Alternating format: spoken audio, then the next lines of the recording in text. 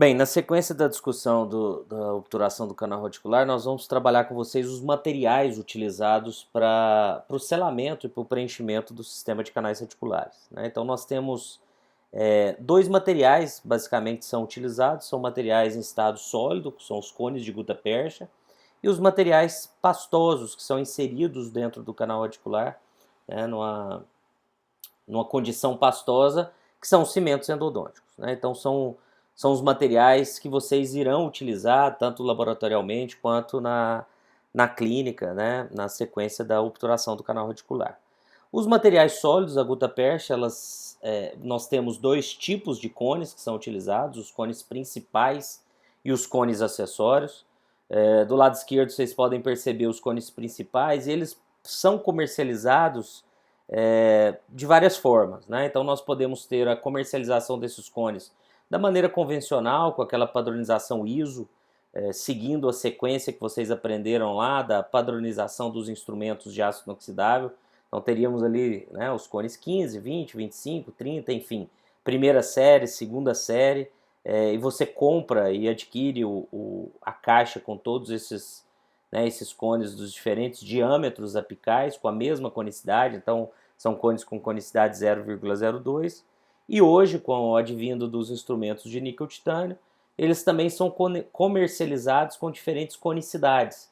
Então seriam cones que teriam uma adaptação melhor quando preparado, né, quando utilizados após o preparo e modelagem com esses sistemas mecanizados, com os instrumentos de níquel-titânio que nós discutimos no módulo de preparo, né? Então do lado esquerdo aí, a imagem inferior, vocês podem observar, né, essa caixinha ela vem com cone de diâmetro apical 25 ou 30 em diferentes conicidades, e hoje são fabricados esses cones para todos os sistemas, ou praticamente todos os sistemas de preparo que nós temos, né, disponíveis no mercado.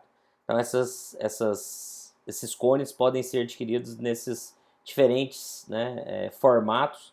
Inclusive você pode adquirir também uma única caixa, né, com todos os cones padronizados, do mesmo diâmetro apical ou conicidade também. Tá? Então há uma variedade muito grande no mercado. O que a gente precisa estar atento sobre os cones de gutta-percha é comprar o cone compatível, né, com o instrumento de modelagem do canal radicular, né, podendo ter essa variação de conicidade ou não. Do lado direito vocês vão observar os cones acessórios, também são cones, né, que têm uma diversidade muito grande no mercado. Então os cones acessórios eles vão complementar o selamento do canal radicular. Nós vamos demonstrar para vocês na discussão da técnica, né, a função desses cones acessórios, mas que eles também têm diferentes diâmetros e podem ser adquiridos, né, em diferentes formatos. Vocês podem observar que normalmente eles são da cor rosa, né, a cor da gutta-percha, mas quando vocês encontrarem cones, né, principalmente com a numeração B, B7, B8, são cones de coloração branca, justamente para facilitar, né, a diferenciação no momento da obturação dos cones principais e os cones acessórios. Mas normalmente são adquiridos nessa coloração rosa, assim como os cones principais. E eles podem ter essa variação também de diâmetro. Observem aí na imagem inferior do lado direito, né, essa variação do ml, L, XL, ou seja, são cones que têm variações de diâmetro e conicidade também, que nós vamos utilizar, por exemplo, em canais mais atrésicos ou canais mais calibrosos para um melhor preenchimento.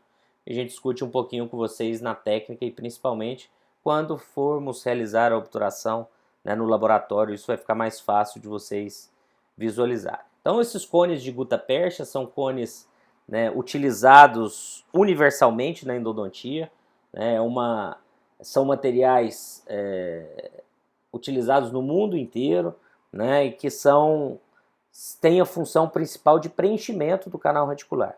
A composição deles, né, como o nome diz, é a gutta-percha, mas a gutta-percha, com uma curiosidade, ela corresponde a aproximadamente 20% apenas do cone. Né, um polímero de origem vegetal que vai dar essa característica de maleabilidade do cone, mas o componente principal é o óxido de zinco, em torno de 60% a 75%, e aí são associados, né, materiais para dar radiopacidade, como sulfato de bário, outras substâncias para a união, né, desses materiais, como resinas, ceras, os corantes para alteração de cor. Então, a composição maior, né, ou majoritária aí do cone de gutta-percha não é a gutta-percha, é o óxido de zinco, mas eles são conhecidos como cones de gutta-percha. E as propriedades desses cones principais, né, vão envolver, primeiro, a facilidade de inserção no interior do canal radicular. São materiais flexíveis, de fácil adaptação e que têm uma facilidade muito grande de inserção mesmo em canais, né, de difícil acesso. Após a modelagem, o preparo, tornam-se fáceis de serem inseridos no interior do canal radicular. Segunda propriedade interessante é a possibilidade de condensação, de adaptação, né? Como nós discutimos lá no módulo de anatomia, os canais radiculares não são circulares, não são cônicos, né? Como os instrumentos, como os cones de gutta-percha.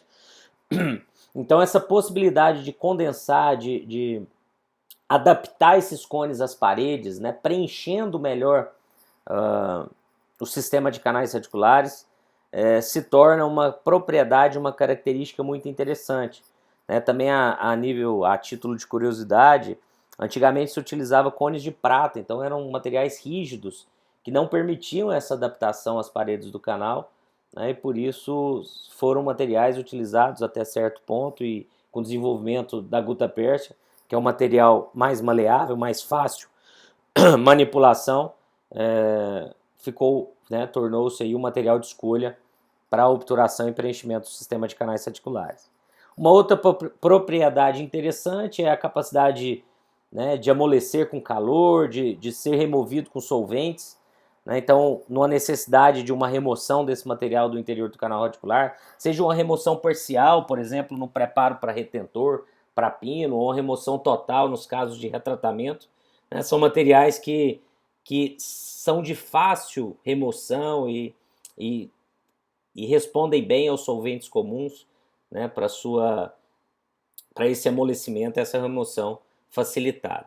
Tá? Também é um material inerte, ele é muito bem tolerado pelos tecidos, então não é um material agressivo aos tecidos apicais, como a gente discutiu, né, nas propriedades ou características da obturação, é que a gente tem um material que não agrida a região periapical, então o cone de gutta-percha é um material muito bem tolerado, né, que não causa essa agressão, não tem toxicidade à região apical, né, então um material interessante também nesse sentido.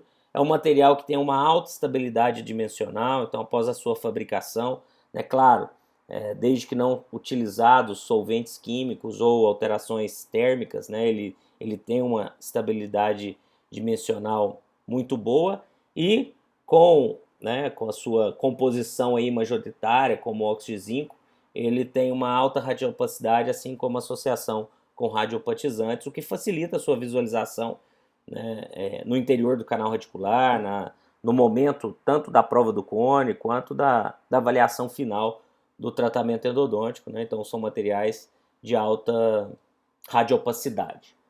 Então o cone de gutta-percha é um material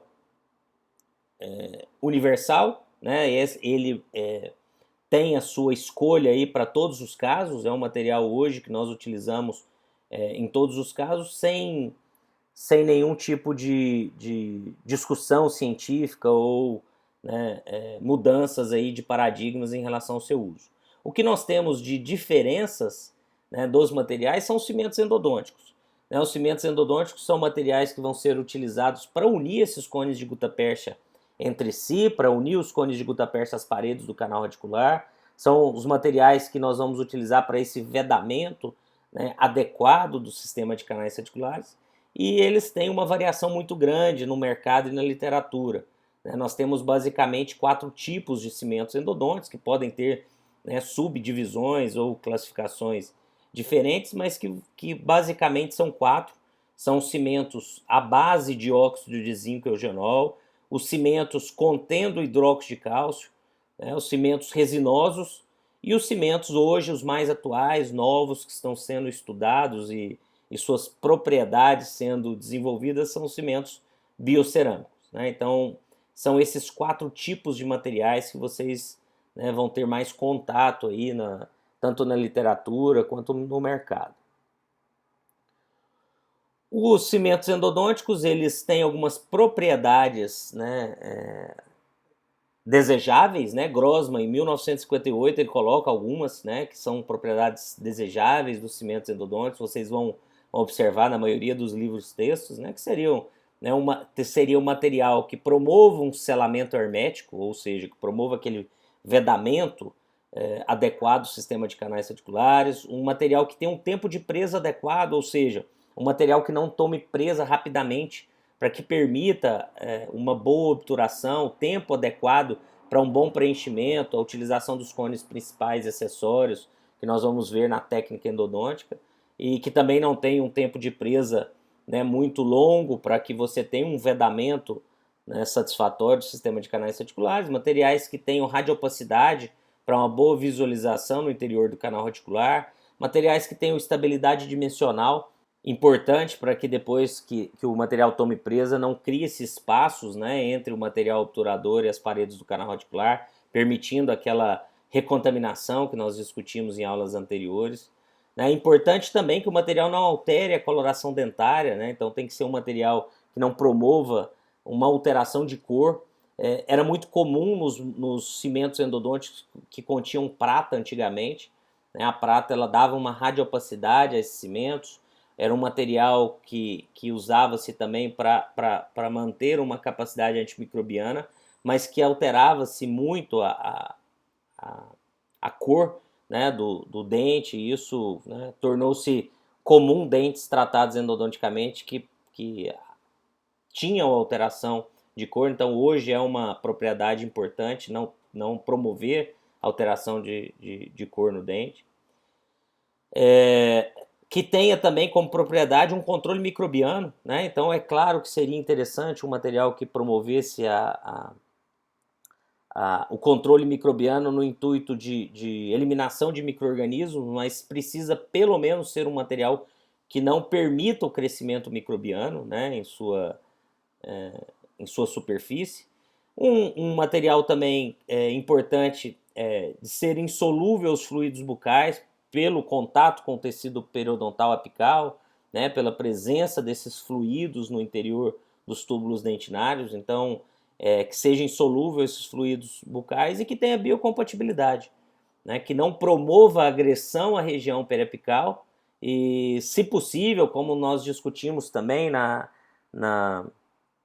primeira parte da aula, que seja um material que promova esse selamento apical, né, por deposição de tecido mineralizado, ou seja, um material que não agrida e que, de preferência, né, tem esse estímulo à deposição de tecido mineralizado. Então, se a gente pegar essas propriedades de Grossman, basicamente nós vamos buscar num cimento endodôntico que ele tenha propriedades biológicas ideais, como nós acabamos de falar, que ele não agrida o tecido periapical e promova uma deposição ou estimule a deposição de tecido mineralizado, que ele tenha propriedades físico-químicas adequadas, né, que envolvem radiopacidade, alteração dimensional, não alteração da coloração dentária, tempo de presa, enfim, e que ele tenha propriedades antimicrobianas também ideais, ou seja, de preferência que ele promova, né, um controle microbiano, ou que pelo menos não permita esse crescimento microbiano em sua superfície. Okay? Os cimentos mais comuns, né, que nós temos assim na prática diária são cimentos à base de óxido de zinco e eugenol, são cimentos mais antigos hoje, disponíveis no mercado, na sua composição, e a preferência por eles resume-se ao baixo custo, né? Então vocês vão observar que na faculdade nós utilizamos esses cimentos, são cimentos que têm um custo muito mais baixo quando comparados aos outros cimentos que nós vamos apresentar, e que têm características principalmente físico-químicas interessantes, né? Então, cimentos à base de óxido de zinco e eugenol, normalmente ou sempre, né, a sua composição é um pó líquido. Nós vamos mostrar para vocês no laboratório a manipulação. que apresentam como características interessantes a sua estabilidade dimensional, possuem baixa solubilidade e alta radiopacidade, né? E uma das características indesejáveis é que, por ter eugenol na sua composição, eles são materiais que promovem uma irritação ao tecido periapical, né? Então, são materiais que podem promover essa irritação, principalmente após a obturação, o paciente sentir desconforto após a sua obturação, mas são materiais que são altamente utilizados, né, no serviço público, por ter esse baixo custo quando comparado aos outros materiais disponíveis. Um outro cimento, né, também utilizado é o cimento contendo hidróxido de cálcio, o mais conhecido é o Cialapex, né, que é um cimento que tem como a principal característica a sua alta biocompatibilidade, né? Então é um cimento também já disponível no mercado há muito tempo e comprovadamente ele tem uma alta biocompatibilidade, ele promove, estimula o selamento biológico, né? Aquela deposição de tecido mineralizado na região apical, também apresentando uma boa estabilidade dimensional. Então, um cimento que possui como características interessantes sua biocompatibilidade, estímulo ao selamento biológico e estabilidade dimensional. E como características não tão desejáveis, ele possui uma alta solubilidade, porque ele tem um tempo de presa muito longo, né? Então isso pode levar a uma solubilidade após o seu uso, e possui também uma baixa radiopacidade. O fabricante, inclusive, né, mudou um pouco a sua composição, melhorando a radiopacidade, mas isso trouxe, né, um problema a esse material, que foi uma alteração de cor nos tecidos dentários. Então isso está sendo ajustado pelo fabricante, mas a característica principal do Cialapex é a sua alta biocompatibilidade, ok? O cimento mais utilizado quando se pensa, né, mundialmente, são cimentos resinosos, e o padrão ouro, como podemos falar, é o H+, né? Na maioria das publicações é o cimento utilizado para comparação com outros materiais, que é um cimento com características resinosas, e com isso ele apresenta uma boa adesividade às paredes dentinárias, apresenta uma excelente estabilidade dimensional, né? São cimentos também com baixa solubilidade e alta radiopacidade, tá? Então é um material